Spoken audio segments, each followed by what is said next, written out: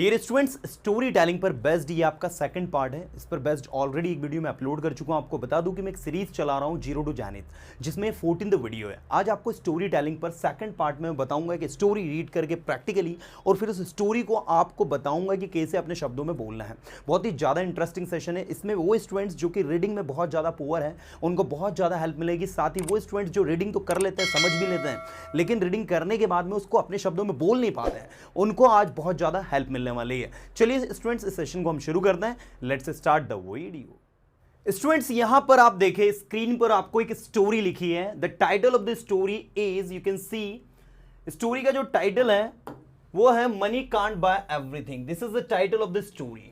अब आप देख सकते हैं इस स्टोरी को जब हम रीड करेंगे, मैं आपको सारा कंटेंट डीपली बताऊंगा, एक्सप्लेन करूंगा, and in the and I will explain you कि कैसे स्टोरी को आपको बोलना है अपने शब्दों में। पूरे वीडियो को एंड तक बने रहना, बहुत इंटरेस्टिंग सेशन है।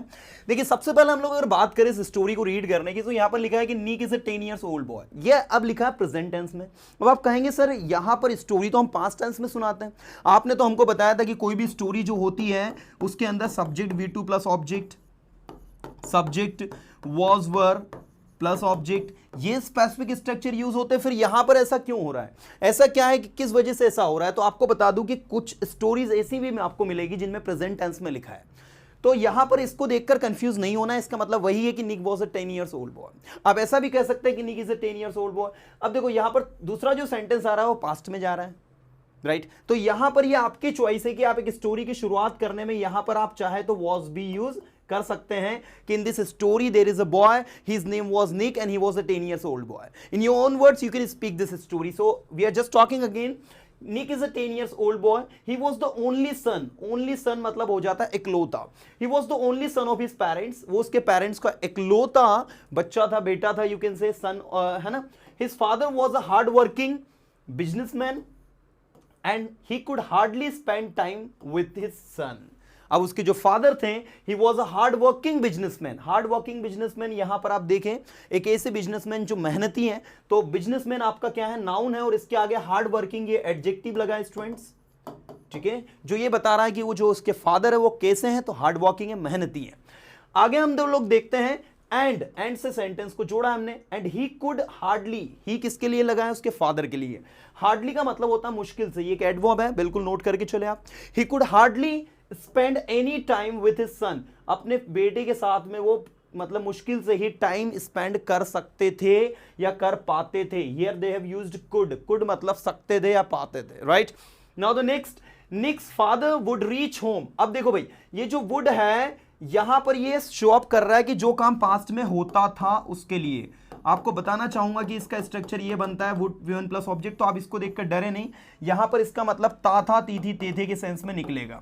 तो यहां पर ये जो मतलब निकलेगा कि Nick's father would reach home, Nick के फादर घर पहुंचते थे, ता थे, है ना। Nick's father would reach home after he slept. After he slept मतलब उसके सोने के बाद। जब वह सो जाता था निक, तो उसके फादर घर पहुंचते थे, एंड लीव होम, और घर से निकल जाते थे, बिफोर ही वोक अप। निक उठे उससे पहले वो घर से चले जाते थे।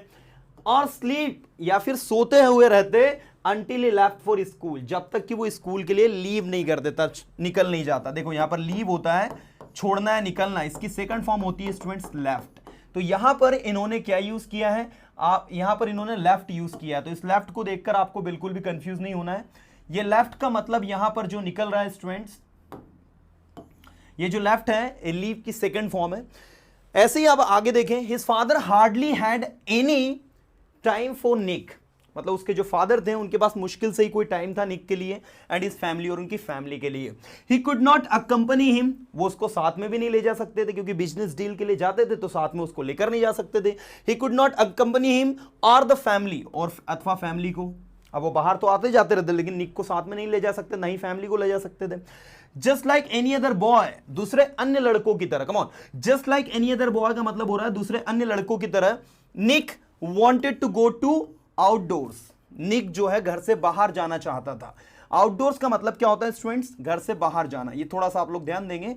सो जस्ट लाइक दूसरे अन्य लड़कों की तरह निक भी घर से बाहर जाना चाहता था विद हिज फादर, अपने फादर के साथ में, हैव फन, और मस्ती करना चाहता था। यहां पर ये जो हैव फन आया है, आप देखिए 2 सेंटेंस से जुड़ा है एंड, इसके बाद हमने डायरेक्ट हैव फन लिखा है। हैव फन आपकी वर्ब है।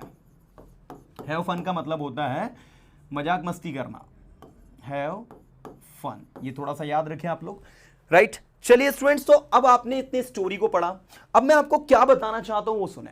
अब आपने जितना, मान लीजिए ये पैराग्राफ यहां से यहां तक आपने पढ़ा, इस पूरे पैराग्राफ को आप अपने शब्दों में बोलने की कोशिश करें।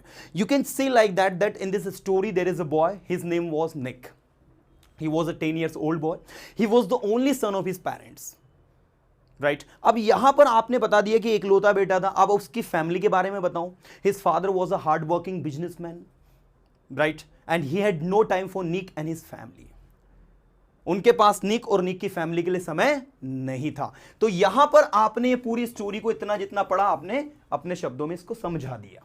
अब आगे हम पढ़ते हैं, आगे देखते हैं। मैं चाहता हूं आप पूरी स्टोरी को पहले समझे, और अगर आपने एक पैराग्राफ पढ़ा है तो एक पैराग्राफ को पढ़ने के बाद में आप कोशिश करें कि एक पैराग्राफ को बोल लें, या फिर आप चाहे तो पूरी स्टोरी को पढ़ लें, पूरी स्टोरी को समझ लें, उसके बाद आप चाहे तो पूरी स्टोरी अपने शब्दों में बोल दें। बट याद रखें स्टूडेंट्स, आप जब अपनी स्टोरी को अपने शब्दों में बोलेंगे तो यहां पर आपको इन्हीं सेंटेंस के स्ट्रक्चर का यूज करना है, क्योंकि याद रखें आप जब आप स्पीकिंग करेंगे तब आप बहुत सारी मिस्टेक करेंगे। इसलिए मैं इंसिस्ट करूंगा कि जब आप स्पीकिंग करें तो वहां पर आप अपने सेशन को जो आप बोल रहे हो उसको लगे तो आप मोबाइल में रिकॉर्ड कर लें।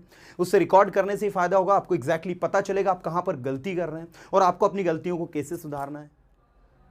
नाउ स्टूडेंट्स, अब इस स्टोरी को आप आगे लेकर चलते हैं। तो आगे आप लोग देखें, यहां पर अगर हम लोग बात करें आगे अगर इस स्टोरी को पढ़ने की, तो अब आप देखें, one day what happened, Nick was surprised, Nick surprised हो गया to see his father at home in the evening. शाम के समय अपने फादर को घर पर देखकर निक वाज सरप्राइज्ड।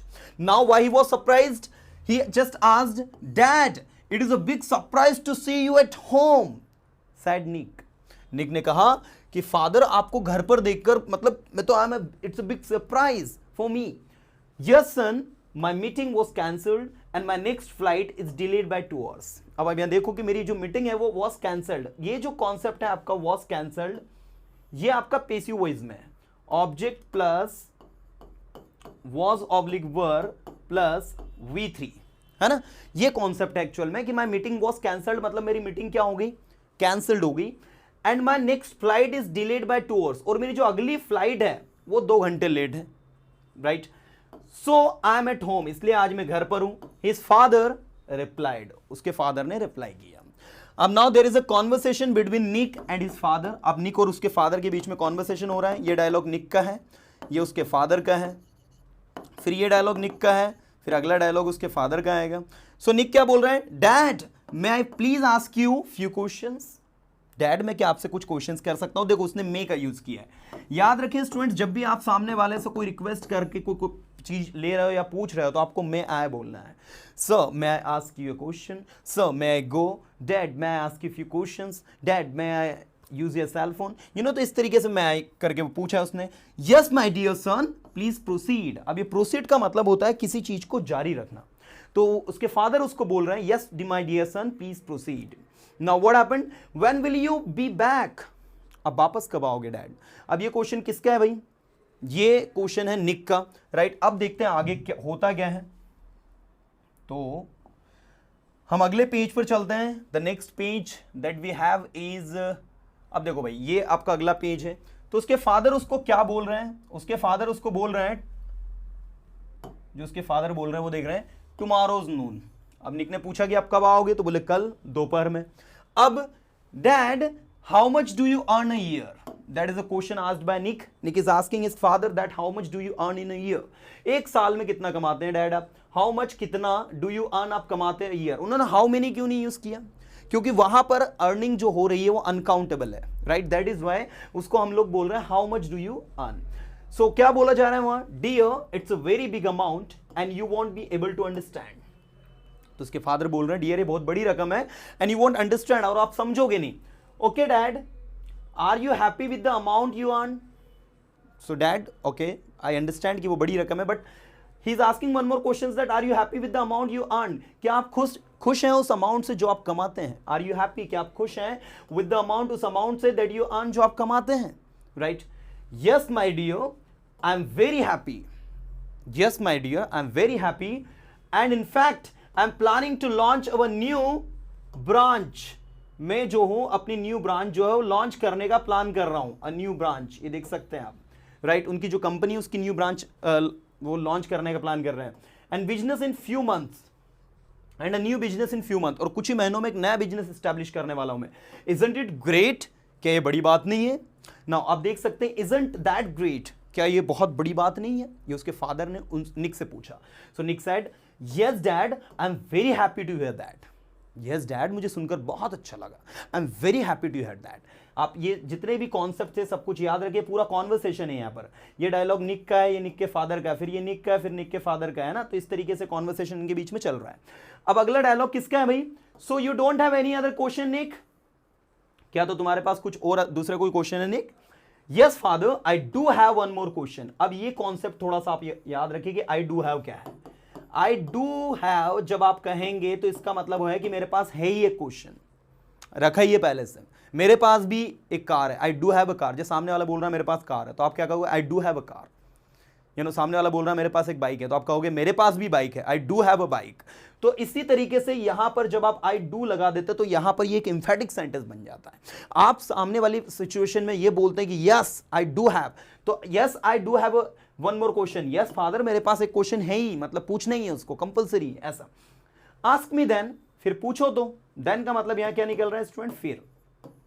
ठीक है, ये देन थोड़ा सा आप याद रखें, एक THN देन होता है, वो देन अलग है। Now, Dad, you don't want to tell me how much you earn a year or a month, but can you tell me what you earn a day or even half day?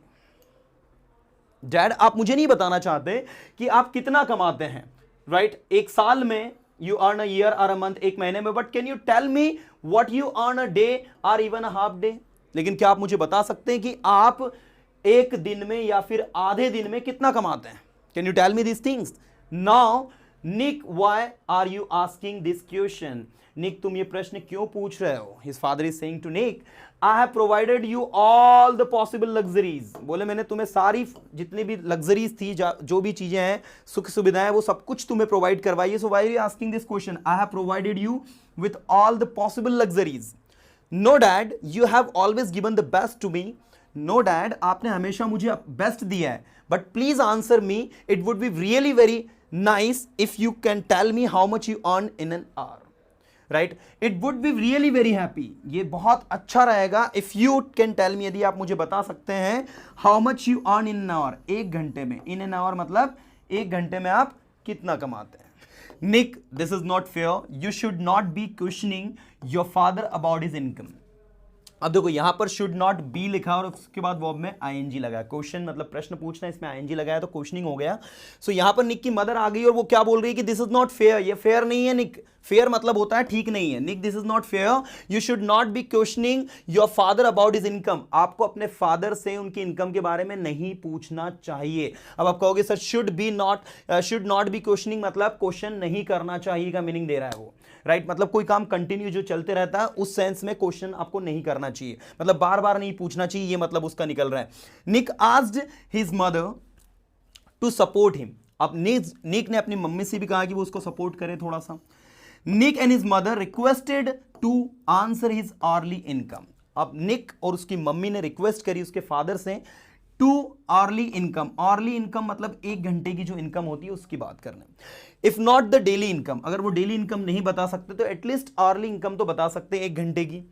Mix father replied, निक के father ने reply किया, it will be around 1000 rupees per hour.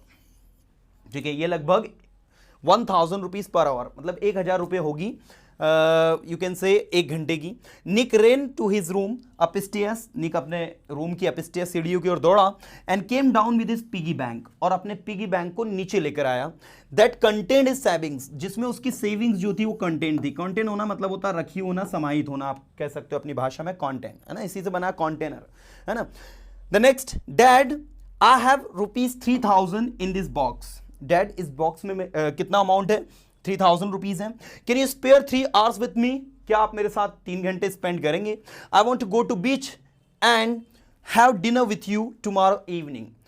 Can you please mark this in your schedule? क्या आप अपने schedule में इसको mark कर देंगे? तो इस तरीके से आप देख सकते हैं निक्स फादर बिकम स्पीचलेस, निक के जो फादर है वो स्पीचलेस हो गए, मतलब निक के फादर कुछ भी नहीं बोल पाए, because his own son is paying him 3,000 rupees. How much amount he is paying? Yeah, 3,000 rupees to spend 3 hours with him. Now listening these words from the Nick mouth, his father became speechless. He couldn't speak anything. So you can see over here, students, ki running behind, the moral of the story, running behind money makes children deprive of love and care from parents. पैसे के पीछे दौड़ने से जो बच्चे होते हैं वो किसके डिप्राइव होना मतलब होता है वंचित होना, लव और केयर से वंचित हो जाते हैं पेरेंट्स की. सो मनी कांट buy everything, पैसा सब कुछ नहीं खरीद सकता है.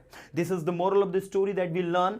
Now students, अब ये जो स्टोरी जो हमने पढ़ी है, from beginning we are going to see this, हमने इसको शुरू में देखा कि कितनी अच्छी स्टोरी है जिसका टाइटल जो है किस तरीके से स्टोरी आपकी वर्क कर रही है. देखिए इस स्टोरी को जब हम लोगों ने रीड किया, so the title of the story was money can't buy everything, पैसा सब कुछ नहीं खरीद सकता. That is the title of the story. आप देख सकते हैं यहां पर. ओके, ये हमारा टाइटल था. अब इस स्टोरी को आपको अपने शब्दों में बोलना है. तो आप जब अपने शब्दों में इस स्टोरी को बोलेंगे तो आप कुछ इस तरीके से शुरुआत करेंगे. In this story there is a boy, his name was Nick and his father was a hard working businessman, but his father has had no time to spend with his son. In short, आपको जब आप इस story को बोलने जा रहे हैं तो आपको कुछ स्पेसिफिक स्ट्रक्चर फॉलो करना है. नंबर फर्स्ट, नंबर सेकंड, आपके पास जो स्ट्रक्चर होगा वो ये वाला होगा. नंबर थर्ड पर आपके पास जो स्ट्रक्चर होगा वो ये वाला होगा. नंबर फोर्थ पर आपके पास जो स्ट्रक्चर होगा वो ये वाला होगा. मतलब मैक्सिमम आपके जो सेंटेंसेस बनेंगे वो इन 4 स्ट्रक्चर में बनेंगे भाई. तो इन चारों स्ट्रक्चर्स को ध्यान में रखते हुए आपको बोलना है. His father had no time to spend with Nick and his family. Therefore, Nick always wanted to spend some quality time with his son. One day, what happened? Nick found his father at the home, and Nick went to his father and asked, "Dad, I'm very much surprised to see you at the home." His father said, "Yes, dear, my flight was delayed for 2 hours, and the next flight would be after 2 hours. That's why I'm at the home."